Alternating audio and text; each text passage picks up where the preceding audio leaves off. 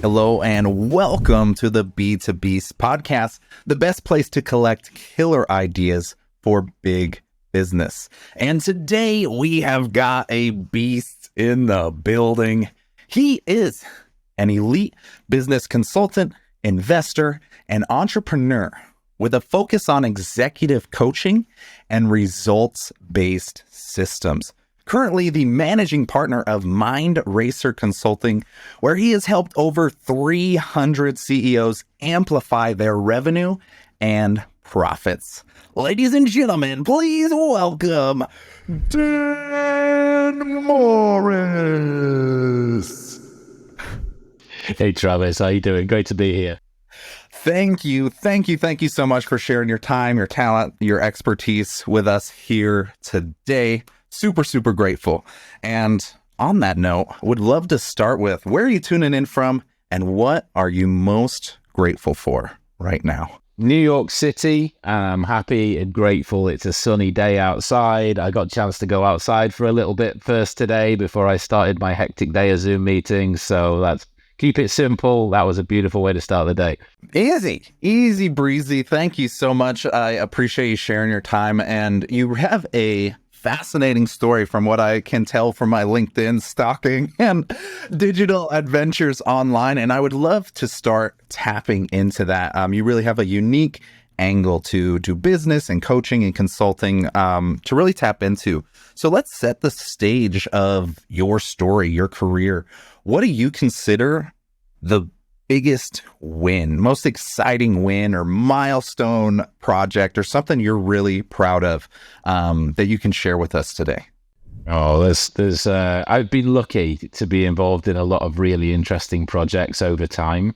And I think the milestone for me is, well, I helped a group of people get a company to number 61 on the Inc. 500, which was 4,000% growth in 3 years. I was as a career professional, I was a VP of sales and helped them achieve that growth. And so that's been a bit of a benchmark for me ever since. And it's a very high bar. And so trying to help people with big aspirations is what we do every day. And having done it and then spun another company out of that and grew that very quickly afterwards, but still didn't feel as fast. That's definitely been something that sticks with me. Wow. Well, there you go. If you want to be a top performer, set the bar at 4,000% growth. Amazing to hear that. It's just an epic journey to even just see those numbers, those type of results really speak for itself in this context. But I'm betting that was not always the case. So let's explore perhaps the other side of the spectrum. Do you have an epic failure or perhaps something a little less glorious in your career or in this business building adventures of yours so far? Do you have an epic failure to share? And what lessons can we extract from that? I mean, I think somebody who's come up their sales career has to take a series of bets as they go through their career. And I came up in the agency world, digital agency, content marketing agency, and I was determined to get into technology. So when I moved to New York City, I had a lot of experience, fast-growing companies, and I thought I had this real Midas touch, like anything I touched would be really good. And, you know, I hadn't been disproven because I got lucky several times in a row. So I came to New York City and I had what I thought was a great resume. And I went out and networked and ended up joining a tech company.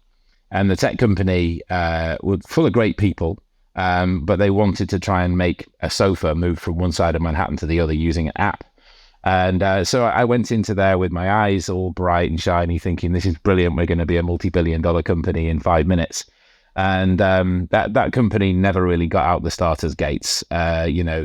I'm proud of the work that I was able to do within it, but I didn't ask enough questions about the early stage of the company, whether they actually had a product, whether it was actually saleable to anybody I could sell it to. And so I learned a lot in that. I would consider that to be a false start, not necessarily an epic failure, but I spent 6 months in that company and, made as much of an impact as I could, and then decided to get out and go and rebuild another software company instead.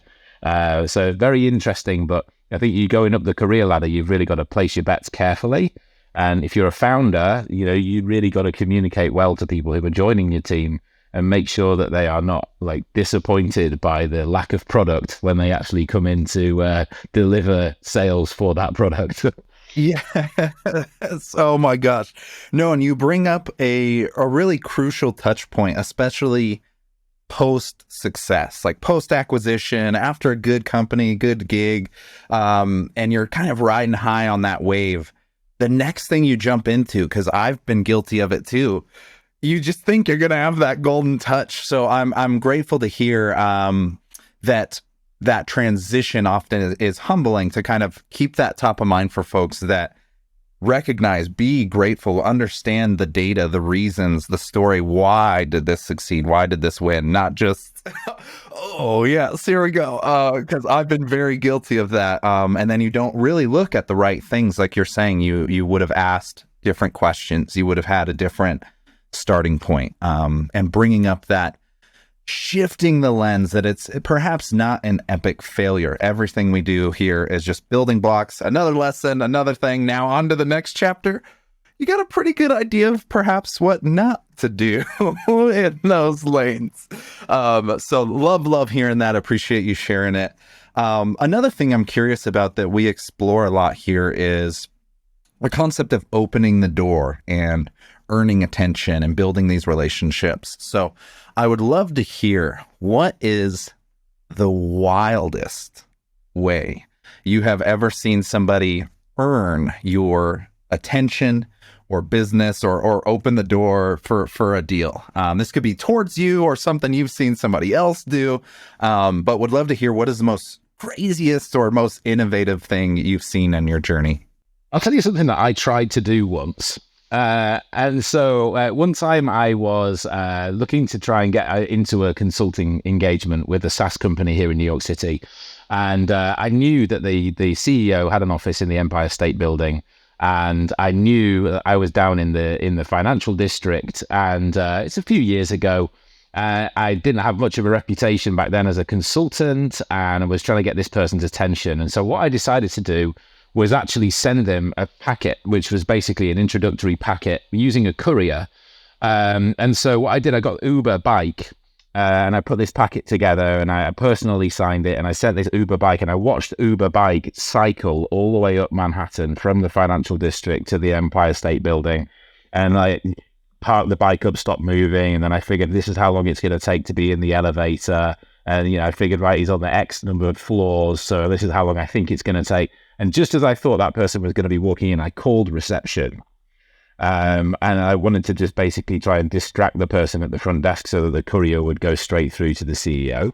And so I'm like, right, okay, I'm talking to the person at reception, and I literally heard the door bing, and others say, so yeah, just through there. And I'm like, bonus, just keeping this person talking. And then I know that the document went through to that person's office.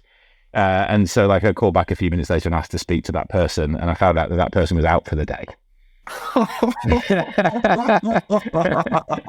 And I was like, I've almost nailed this way of getting through to the person's desk that I was trying to get onto. And, you can tell, so it was a strategy for a different time when you knew that people were going to be in the office and you knew that was a thing. But that was the one of the most out there things that I think I've done to try and get somebody's attention, and ultimately did not get that person's attention, by the way. But, it was well worth a try. And I'm quite happy to own that as something that was an experiment. Oh my goodness. No, I'm envisioning that epic journey. They finally get there. They arrive there. The heist is complete and the vault is empty. He's out today. He's out. Yes. He's out today. So if anyone's planning to try that, you might want to call in advance and see that person's actually in the office today or something like that. Because that was the hole in that plan. Oh my gosh. Love it. That's an amazing story. And clearly you've gotten significantly better at opening those doors and building those relationships. Because from what I can see from afar, you've really just taken things to another level, and a lot of the numbers and results speak for itself. So that's where we're heading next. I want to steal your secret sauce here and share it with our listener here today.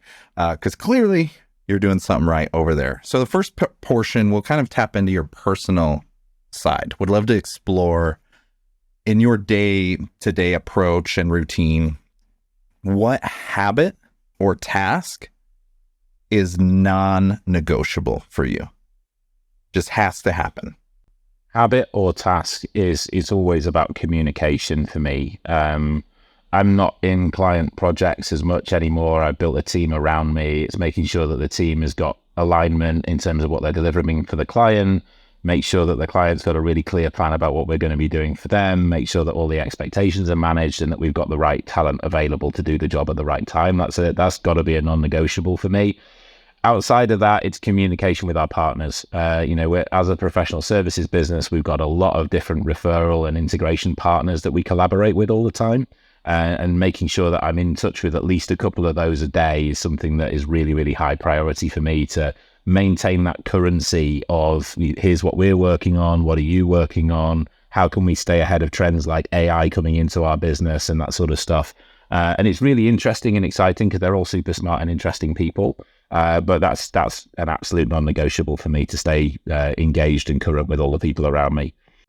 What is your approach or method for, I guess, jumping into that communication from, I guess, one end of the spectrum would be open-ended, like Slack channels, and then the other end would be like siloed one-on-ones with like every individual. Where do you land in kind of managing and distributing that communication energy and effort?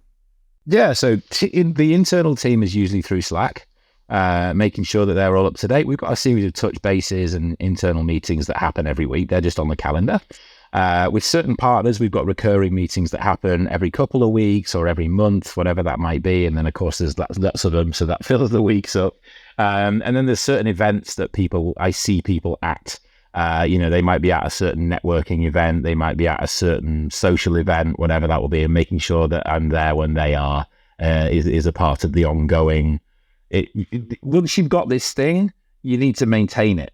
Right? Like you can't do business development once and expect your business to grow. Like you've got to be consistently in those rooms and in those conversations. And if you want to grow your business, you've got to bring people into that room with you and introduce them to the other people as well. Because otherwise your business has just got a really heavy one person at the head. You can never sell that business. You can never get out of that business if you want to. Even if you like the relationships, the business can't live without that one person, which is really risky. So you're trying to make sure that other people are in those rooms with you is the next stage of that communication. So I'm working on sort of a couple of years plan at a time now and making sure people are alongside us and knowing the people that we do business with regularly. Love that. No, and I think it definitely speaks volumes for playing the long game, of having that sort of waterfall effect of credibility, of rapport, of familiarity, so that when you do, it's just a succession or an acquisition, it doesn't feel so bizarre and foreign of like, who's this guy on my account now? Like, oh my God. I love that you have the foresight to start that, because that's not something, even if you wanted to and you wanted to throw all of the eggs at that basket, all of the edge, like it's something you have to build over time. And that rapport, that affinity with the clients, all of those little details really add up. So that's a brilliant thing to mention that I didn't expect where that was going with communication. But you did start mentioning tools and apps and everything in your process. So I would love to hear, what is your favorite tool in your tech stack? Oh, our favorite tool is HubSpot. Oh, nice. The CRM has to be the heart of any business, really. And so that's got to be my favorite tool, because it lets me see what our many, many faceted relationships are doing. It lets me see ROI in our marketing campaigns. It lets me see what our forecast of the amount of work we're going to be doing in the next couple of quarters looks like, or even beyond that. And that enables me to see investments that I'm making with the marketing team and the business development team are actually coming to fruition. And of course, that's what we consult our clients on most of the time as well, right? It's like, how do they actually solve problems around growth? And if they don't have really good reports and dashboards and they're monitoring the right numbers, then they're not going to be making informed decisions. And so that's really why at CRM, ours is HubSpot. We also like Zoho and Salesforce generally. There's many others that are also good, but they're the ones that we're in most often. Wow. No, I love hearing that. I'm going to dig one level deeper now that we're getting nerdy. What is your favorite dashboard or KPI? My favorite KPI is whether our clients are getting the results that they said they wanted when they signed the contract. Oh, yes, no, binary. There we go. That one's easy to measure. Yeah, it is. And it is the North Star that gets forgotten so often. And, everything below or around that in our business means very little, right? We can talk about cost of acquisition, we can talk about lifetime value, we can talk about gross profit, EBITDA, all those things that are important, and we know those numbers. But if the client's not getting the results that they want, then we know we need to be doing something about it. And that's the mindset that we have, and that's what's really important to me. Outside of that, I run a very tight ship in terms of, how we actually, where the cash flows and how it goes. I get it. But you ask me for number one, that's our number one. Simplicity wins. Like you mentioned, that North Star is often the missing piece of a lot of companies or even individuals that feel that ambiguity of direction and everything. When you have that vivid North Star, you're locked in. Keep it moving, keep it growing. And it's a perfect transition into really your approach, and your process is really starting to shine here. So that's the last piece I'd love to start exploring and perhaps sharing here in the most actionable way we can. You share, for a business owner that is ready to commit, they're recognizing they're hitting kind of a plateau in revenue and or a growth target stage. They're incentivized to start this journey. Can you share your guys' specific approach and strategy and process on at least a macro level of what do we need to come into that conversation ready with? And then what are like the necessary next steps to take for those results to finally be baked into that company? Yes. How long have you got? About 15 minutes or so, but judging by your hourly rate, we can crank that as long as you would like. So we've simplified this as much as we can. The danger that a founder finds themselves in at this time is the shiny object syndrome of just buying tactics. Buying tactics like cold email, buying tactics like cold LinkedIn outreach, buying tactics like having an offshore call center do stuff for you, or starting to run ads, or all of the other hundreds of things that you could just do as a tactic. We've gone into businesses that were doing a SaaS company, 9 years old. This company ended up building its own services company to implement its software. But their investors didn't want the services company because the multiple was wrong. So they sold the services company, and the SaaS company was left with $250,000 of annual recurring revenue after 9 years in business. Now, what had that founder and the team done? Well, actually, the founder had departed, and they'd hired in a hired gun CEO who was very aware that there was a problem, but they weren't sure what the problem was. So what they did was brought us in to get our recommendations about what to do. Now, when somebody comes in and asks us for our recommendations, we go through the same process every single time. And the important thing to recognize is that when you're a human, you forget things. And when you're a human, you get into habits and you forget that you've got into habits and you don't look at yourself objectively. And so that's one of the big things that founders really are better off if they're self-aware, that they're not looking at things objectively, like from the outside.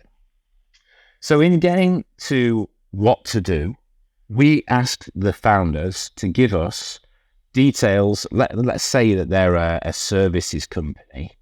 Yeah, we would want to know details about their client referral program. We'd want to know what their thought leadership content looks like. We'd want to understand what their recent speaking engagements were. We'd want to see their recent client outputs where they'd solved a specific problem and could use that as an example. The most referenceable customer list, the example project plans for recent engagements, that sort of a thing, right? Now, if it was for a SaaS company, that would look different. We would ask them for a template for their pre-meeting research, sales slide decks and collateral currently in use, scripts or talking points that they use, links to product or explainer or demo videos, sales demo follow-up examples, lots of stuff. There's about 40 things on that checklist. And what we do is we run an assessment that grades every one of those things A through E. E, it doesn't exist. A is the best we've seen and it meets all of the criteria. It has all of the features in it that a leading thing has. And just getting that clarity before you spend any money on a sales team or growing further or doing more, getting your foundations right and having recommendations about what to do to get your foundations right is where we always start. Because if it's my money and I'm spending money on marketing or I'm spending money on sales and I have not got the collateral and the process right, I know I'm not going to get the same return on investment, so my priorities are wrong. And so this is what we do. We get to the recommendations clear, objective, measured. They come with recommendations. That's stage one. Love it. Love it. This is getting nerdy. I'm loving it. But I see the direct correlations to a lot of personal growth the exact same way. It starts with vivid, ruthless self-awareness and being able to answer those questions. And maybe those dashboards aren't as pretty as you'd like them to be. And those numbers we want to try and polish. Just having that objective coming to the table. Here is the raw truth and transparency of what we need to address. I love that stage one. And avoiding in that context the shiny tactics syndrome. So what is the next stage of understanding what channels are perhaps viable? What kind of gets baked into lane A looks good, lane B, let's probably not do that one. How do you guys turn that analysis into strategy? There's two parts to that. There's one other stage of analysis, which is going really deep into their CRM, because you mentioned those dashboards might not be pretty. We find they quite often don't exist. Oh, that too. So you go into a business and for better or for worse, they've implemented a CRM, but they don't have the dashboards, they don't have the reports, they haven't set it up so it works well for their business. So we do what we call a CRM health check. We'll give them, again, recommendations about what their CRM should do so that they can actually monitor what their return on investment is going to look like. So they're the sort of the initial recommendations and figuring that out. And then we can look at the data and we'll interview their team members. We'll interview some of their clients and we'll listen to the team members carefully about who has the best successes and why. We'll talk to the clients and we'll ask them why they really bought this business, what the value they're getting from it. And the answers between the two are quite often different. Because, you got the people who perceive that the client's getting X value and the client is actually enjoying Y value as well as X, right? And so when you're actually thinking about when you're going to go and get more of these people, that's where you get your details from in terms of who to focus on. And then you can look back and you can see where those clients came from. Did they come from a particular campaign that you did last year? Did they come from a campaign you did 2 years ago? Is that repeatable or not? Did they come from a partner? Is that partner still around? Are you still partners with that partner? Did they get more? Right? Like bringing it back into those things. So we'll go back into that SaaS company that we talked about. They're $250,000 revenue. They're trying to execute 17 growth strategies at the same time with a core team of 5 people. Now, they're all really, really smart people. They're very competent and they're very, very hardworking. But 17 growth strategies is too many for that small of a team. So what we were able to do is we were able to see their ideal customer was in this industry and is this group of people within that industry, about this size of company and this average order value. Let's stop selling to everybody else but them. That's our recommendation. Okay, now how do we do that? Well, we went through and actually helped them to design and develop a partner strategy, because that's where most of those clients had come from. And then we augmented that with an event strategy, which was digital at the time. And then it went back to trade shows. And that business 5x'd in 1 year. And then they doubled the year after. So what happens is when you get things really comfortably clear and you minimize the amount of noise, you can really make big impacts very, very quickly. I love this. I'm buzzing over here. For our context, we very much have an approach of maximum efficiency when it comes to human energy, media energy, technological energy, and what you are kind of doing, that reduction-based approach is huge. It's huge. We're so acclimated to adding something. Here's the solution. Take this pill. Oh, that pill's not working. Take this pill on top of it to fix that. Right. And that's the like something I really learned in music and understanding mixing and mastering music. 90% of the time, it was way more about removing and reducing and taking stuff out. And the natural inclination is always to add something, do something. So I love that you had this reduction-based mentality to really focus all of the energy on what's going to 5x the company.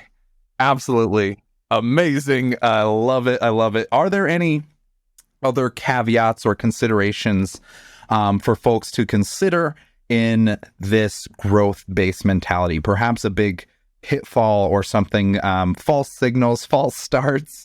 If we're in this journey and we're starting to see that, how do we make that growth sustainable? That'll be the last thing I'll squeeze here from you, and then we can move on. I think there's something that we grew through and have really doubled down on is going straight from recommendations to implementation without designing the solution really thoroughly first. And smaller businesses they really want to do that. They want to get going now. And they just want to implement and build the plane as they fly, right? And there's something to be said for taking a period of time, a couple of weeks, and just designing what you're actually going to do before you launch it.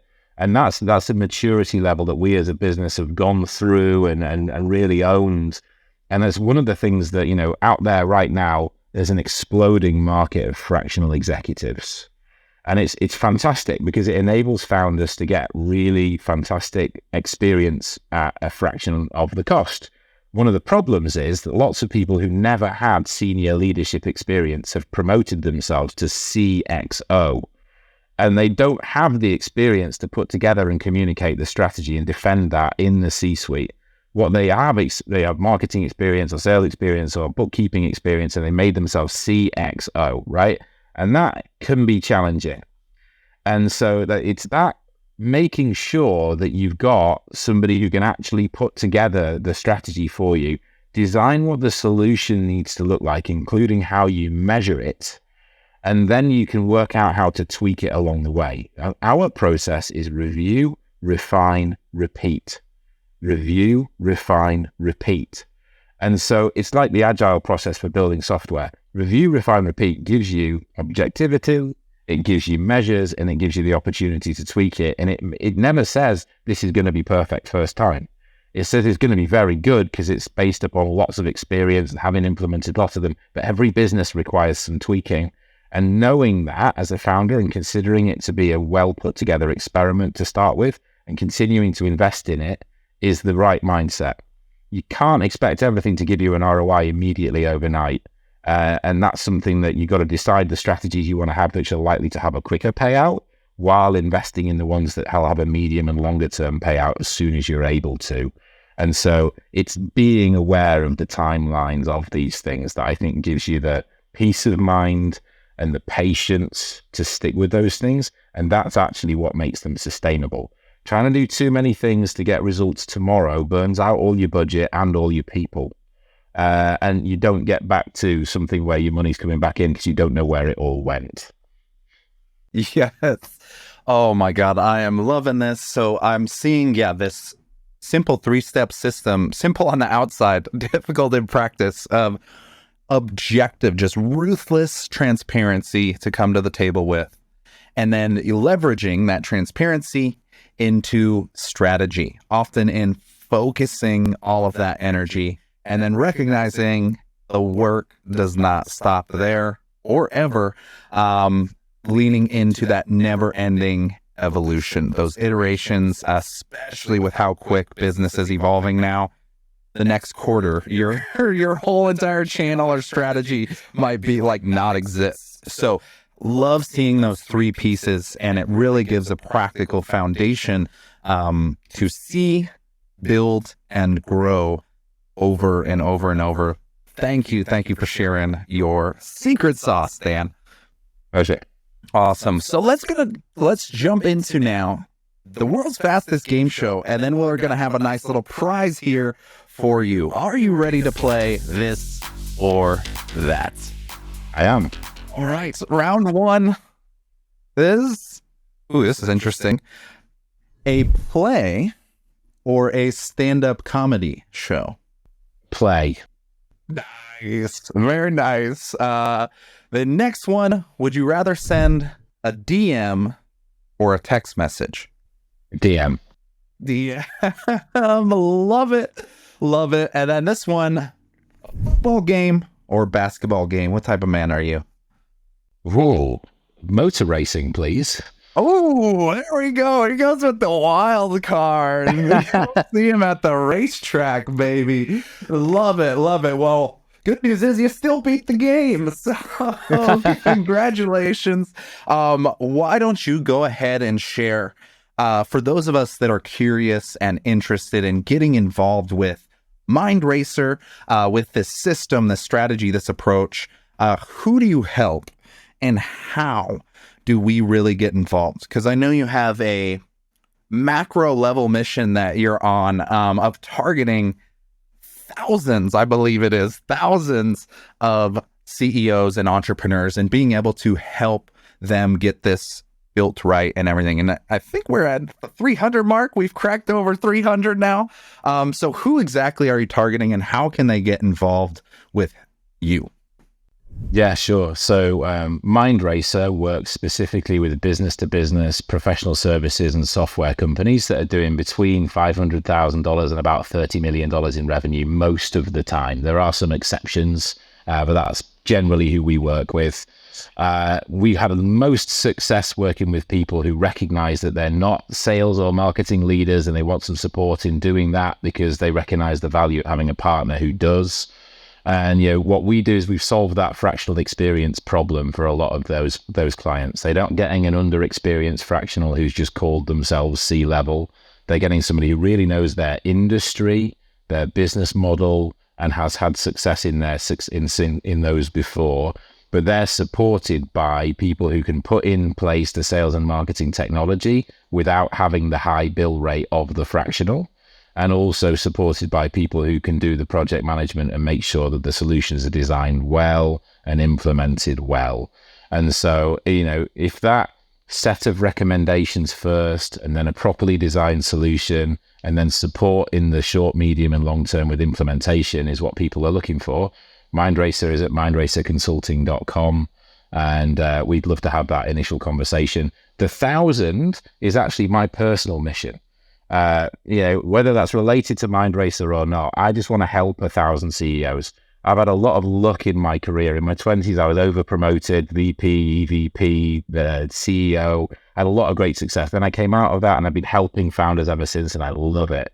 So whether founders pay me or not, I just want to help them get unstuck, figure out that next thing that they need to do. And so if people want to reach out and just have 1,000 CEOs conversation, we're nearly approaching 400 now.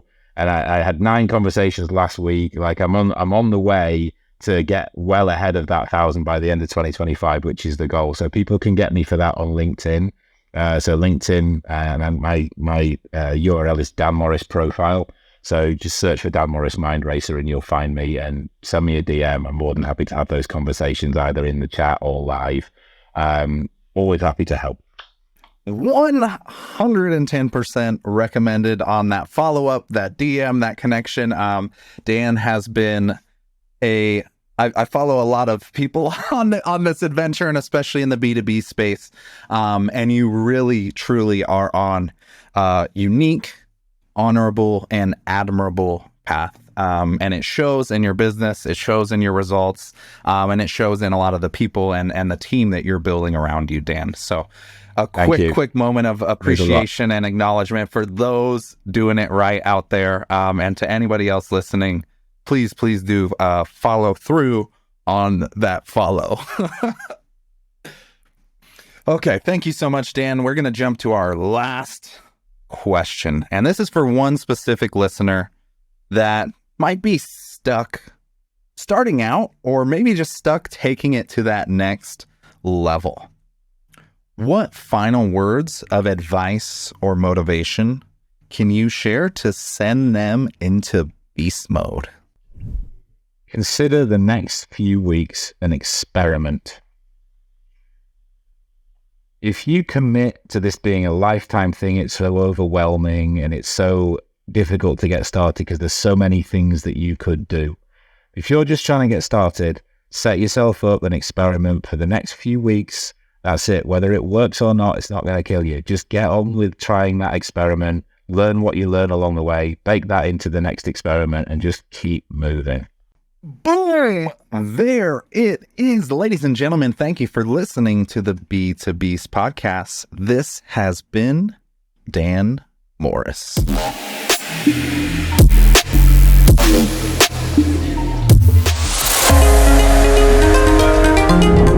You're a beast.